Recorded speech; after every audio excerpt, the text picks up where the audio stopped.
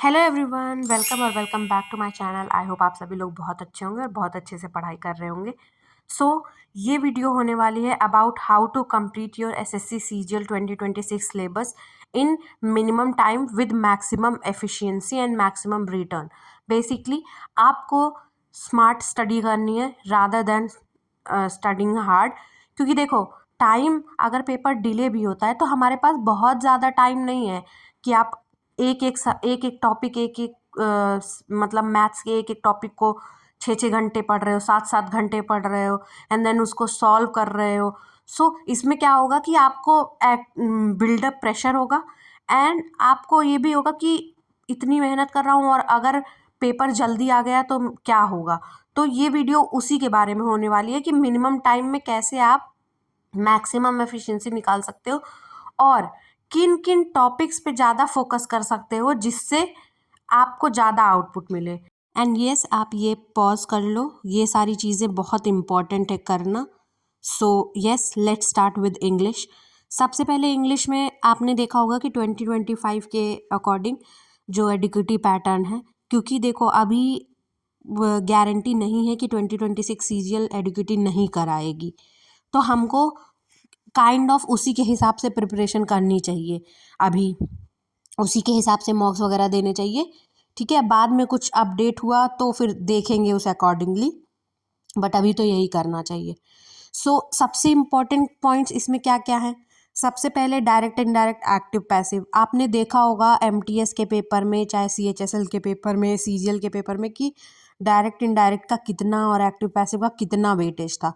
भर भर के 7 से 8 क्वेश्चंस भी आ गए थे। बहुत इंपॉर्टेंट है। एंड देन पैराग्राफ भी बहुत इंपॉर्टेंट है, ठीक है। मैं आपको इस वीडियो में सारे टॉपिक्स बता रही हूँ क्योंकि मैंने कौन सी चीज़ कहाँ से पढ़नी है या क्या है, अगर आपको इस चीज़ के लिए डाउट होगा तो आप ज़रूर पूछना, मैं बता दूंगी।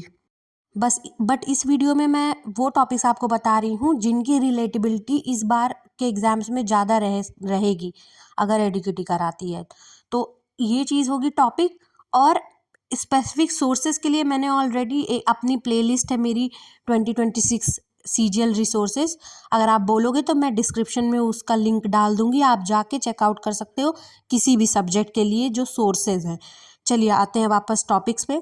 Direct indirect active passive most important है। आप जिस भी टीचर को फॉलो कर रहे हो उनसे पढ़ो और इसके बहुत क्वेश्चंस लगा लो, जितने नंबर ऑफ क्वेश्चंस आपसे लग पाए लगा लो। सेकेंड आता है पैराग्राफ। पैराग्राफ भी इस बार के पेपर्स के लिए बहुत ज़्यादा इंपॉर्टेंट होने वाला है एसएससी के, अगर एडिक्विटी लेती है तो, जो कि चांसेस पूरे हैं कि वही लेगी। आप पैराग्राफ की बहुत प्रैक्टिस करो, क्योंकि लोग क्या हो रहा है कि पेपर अगर थोड़ा भी इजी हो रहा है तो लोगों के बाकी चीज़ें सही हो जा रही है, बट पैराग्राफ कभी कभी बहुत बहुत मिनिमम शिफ्ट ऐसी हैं जिसमें पैराग्राफ इजी है, मोस्टली शिफ्ट में पैराग्राफ डिफ़िकल्ट है। तो पैराग्राफ आप पढ़ सकते हो, ठीक है। उसके लिए आप निमिषा बंसल की वीडियो देख सकते हो अगर आप कोई पेपर वगैरह नहीं मंगाते। अदरवाइज़ अगर आप पेपर पढ़ते हो तो कोई भी इंग्लिश न्यूज़पेपर लगा सकते हो, डेली उसका एडिटोरियल, नो योर इंग्लिश, ये सब पढ़ सकते हो। उससे भी काफ़ी इम्प्रूवमेंट होता है। मैंने 1-1.5 महीने पढ़ के हिंदू न्यूज़पेपर एमटीएस का पेपर दिया एंड मेरे सारे ही एडिटोरियल जो भी पैराग्राफ के 5 क्वेश्चन थे, 5 क्वेश्चन सही गए। तो ऑफ कोर्स कहने का मतलब ये है कि रीडिंग एबिलिटी अपनी बढ़ानी पड़ेगी, रीडिंग ज़्यादा करना है, बुक्स पढ़ सकते हो आप इंग्लिश की, कुछ भी। उसके बाद इडियम वगैरह, fill in the blanks, vocab, synonym, antonym, ये देखो ये सारा मैंने ब्लैक बुक में बता रखा है कि ब्लैक बुक से पढ़ना है। ब्लैक बुक में बेसिकली वही सारी चीज़ें पढ़नी है वोकैब की जो कि एसएससी में आ चुका है, और आप ये नोटिस करोगे कि सारे ही आपको वहीं से मिल जाएंगे, सारे के सारे क्वेश्चन। और अगर डायरेक्टली नहीं तो इनडायरेक्टली आप एलिमिनेशन मेथड से क्वेश्चंस को सॉल्व कर लोगे, ठीक है। हो गया यहाँ पे। अब सेंटेंस कंप्लीशन हो गया, पैरा जंबल हो गया। पैरा जंबल के लिए आप जो भी टीचर फॉलो कर रहे हो उनका लेक्चर देख के और उसके बाद नंबर ऑफ क्वेश्चन सॉल्व कर सकते हो। इन सब चीज़ के लिए आप देखो बुक्स मंगा सकते हो, या तो आप PYQ की बुक्स मंगा लो कोई भी, जैसे मैं ओसवाल से सॉल्व करती हूँ, आप सॉल्व कर सकते हो उनसे। अदरवाइज़ आपको अगर नीतू मैम की बुक से करना है तो अगर आपके पास नीतू मैम की बुक है तो उनसे कर लो। और अगर आपके पास आपको कुछ भी बुक्स नहीं लेनी तो आप सिंपली क्या कर सकते हो, टेस्ट रैंकिंग पे जाके चैप्टर टेस्ट में जाके वहाँ से मॉक सॉल्व कर सकते हो। वो भी आपका काम उससे भी हो जाएगा, कोई प्रॉब्लम नहीं है। बट एक बार थोड़ा लेक्चर से गो थ्रू कर लेना।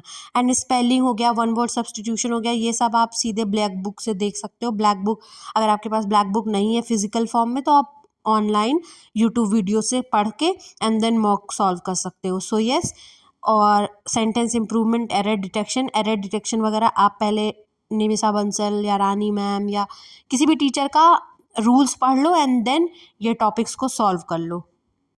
सो यस, ये टॉपिक्स प्रायोरिटी वाइज लिखे हैं, आप इनको एज इट इज़ सॉल्व करो एंड आप देखना आपको रिजल्ट ज़रूर मिलेंगे। अब चलते हैं दूसरे सब्जेक्ट की तरफ। सो नेक्स्ट सब्जेक्ट आता है हमारा मैथ्स।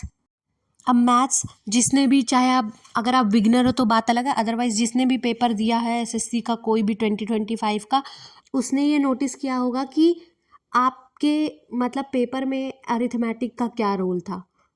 इस बार 2025 के Tier 1 में अरिथमेटिक बहुत ज़्यादा पूछी गई थी, specially topics like profit loss ratio, percentage. इसके बहुत इजी टाइप 1 बेसिकली जो होता है, बहुत इजी क्वेश्चंस आए थे। सो फोकस करना कि पहले आप अरिथमेटिक ख़त्म कर लो, क्योंकि चांस यही है कि अरिथमेटिक का वेटेज ज़्यादा रहेगा। बाकी अलग अगर थोड़ी इधर उधर भी होती है तो भी मतलब कुछ इंपॉर्टेंट टॉपिक्स मैं इनमें से भी बता देती हूँ। प्रॉफिट लॉस हो गया, परसेंटेज हो गया, मेंसुरेशन हो गया, ज्योमेट्री हो गई, अलजेब्रा हो गया, एवरेज हो गया, टाइम स्पीड डिस्टेंस हो गया, टाइम वर्क हो गया, SICI हो गया। ये सारे जो टॉपिक्स मैंने बोले आप इसको नोट कर लेना और सबसे पहले आप इन टॉपिक्स को ख़त्म करना। आप देखोगे 60% ऑफ आपका मतलब जो 60% ऑफ द सिलेबस है वो ख़त्म हो जाएगा इन्हीं 7-8 टॉपिक्स से।